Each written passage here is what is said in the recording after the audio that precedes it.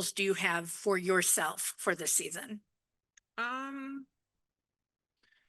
I think for me, just going from year one to year two, just giving myself grace and patience and just continuing that confidence I left from Unrivaled and continuing that coming into this season. I think I've worked on a lot of things this off season. Being healthy is another thing that I'm prioritizing as well. So just being able to be myself and then all the other things will come. I want to get to the playoffs and I want to get there bad. And I love to win.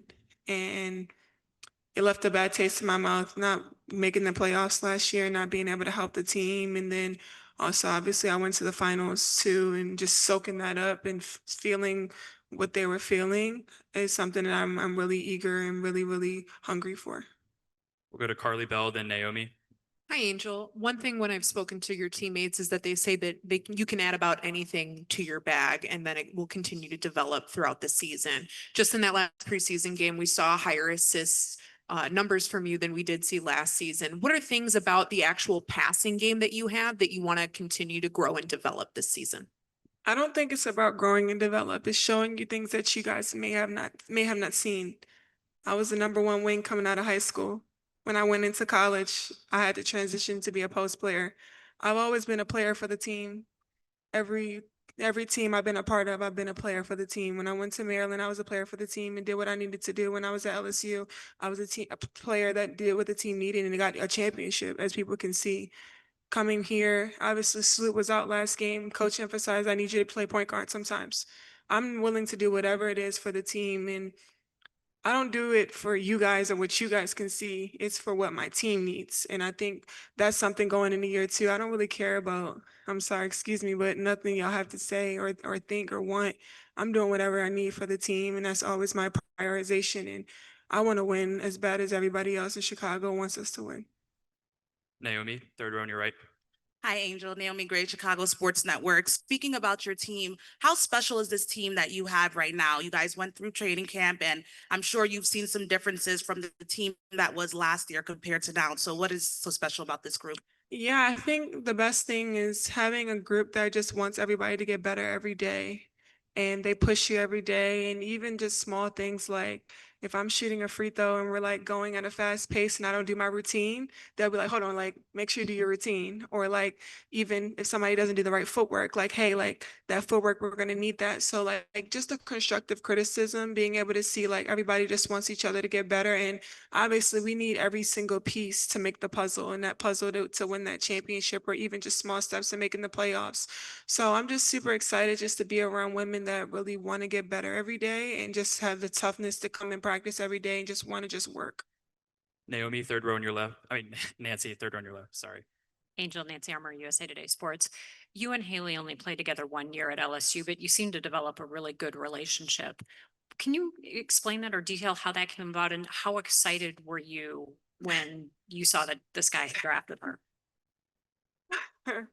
Me and Haley obviously have had a connection since obviously LSU, and I haven't stopped staying in touch with her since she left. Obviously, I think the biggest takeaway from when she was at LSU was we created a friendship, and obviously you don't always get that when players transfer.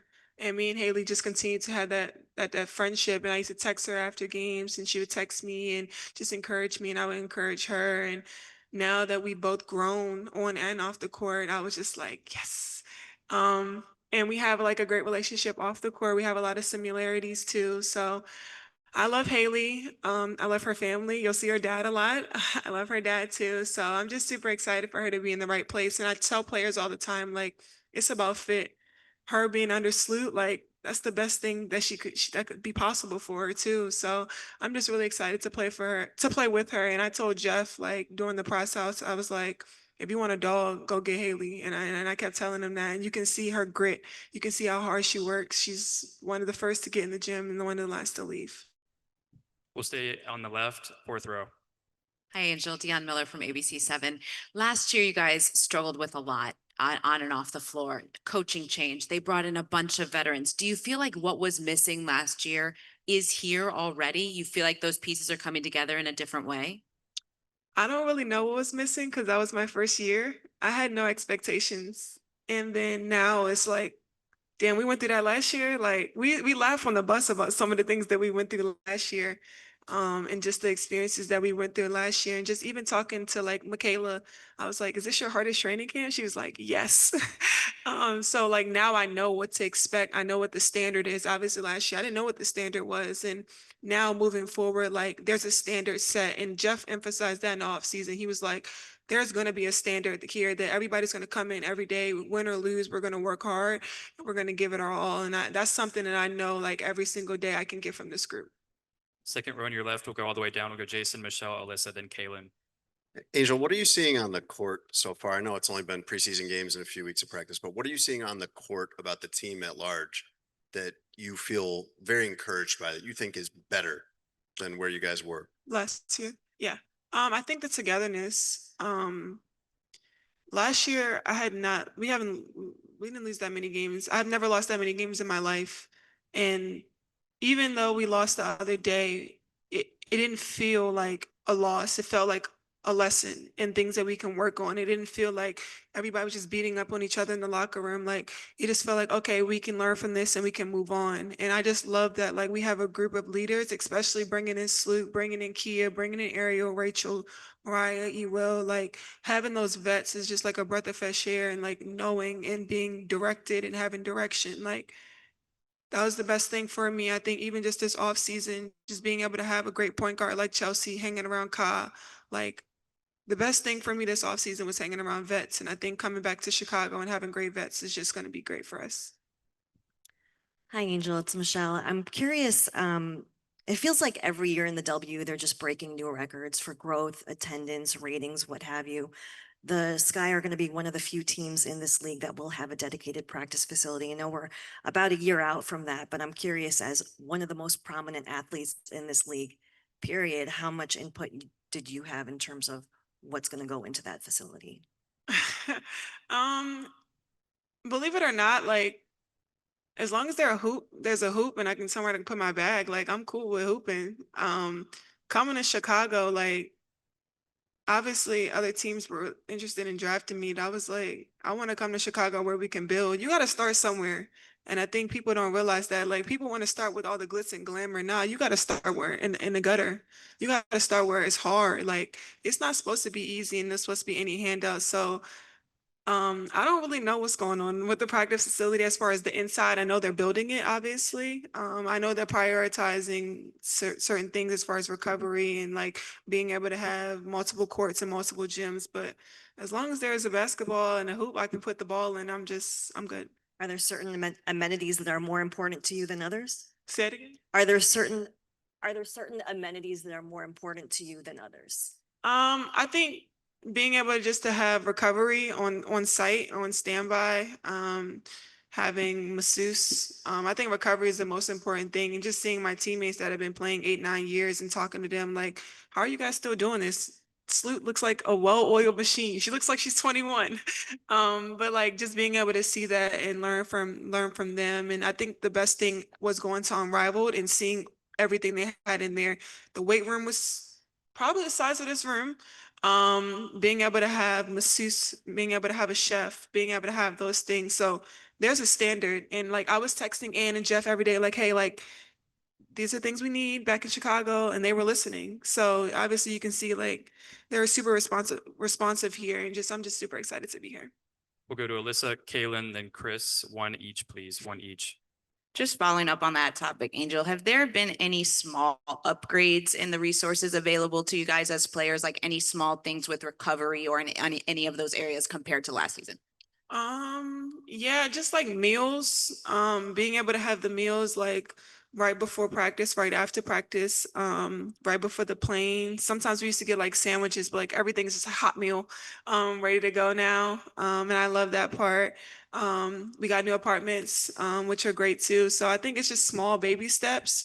And I think everybody coming here, I think me and talking to Jeff, like, if you can come here in a trench agencies, but I'm just super excited just to be here and just be around. We'll go to Kaylin. Hey, Angel. Compared to last year, Coach Marsh has put in a completely new system here. How comfortable, it's only been a few preseason games, but how comfortable would you say if you've gotten in the system, and you alluded to it earlier, but how much potential do you think this team has right now?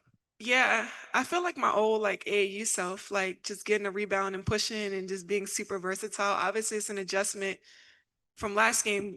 Sleep wasn't playing, so it's hard to get rebounds from 3-point line running in.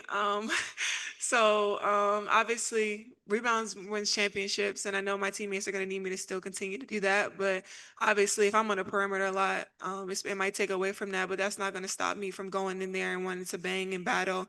But it's just patience, like learning new systems, learning new ways. I really enjoyed Tyler just being open and transparent, things that I'm good at and things that I need to work on. And that's just something I really love. We'll go to Chris. Angel, what did winning Unrivaled Defensive Player of the Year mean for you?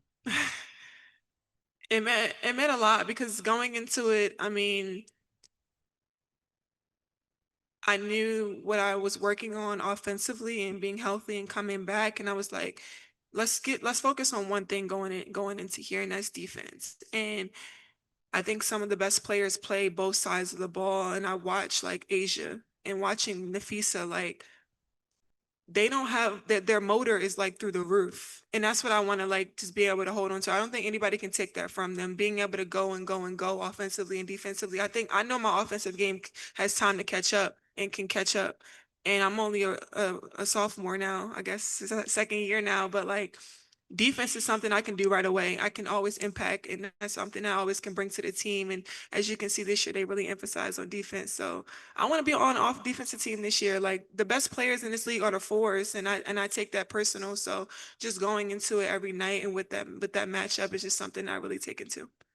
We'll stay in the front row on your left, Katie, and then we'll go to Christian, and then go to David, and then we'll close with in person.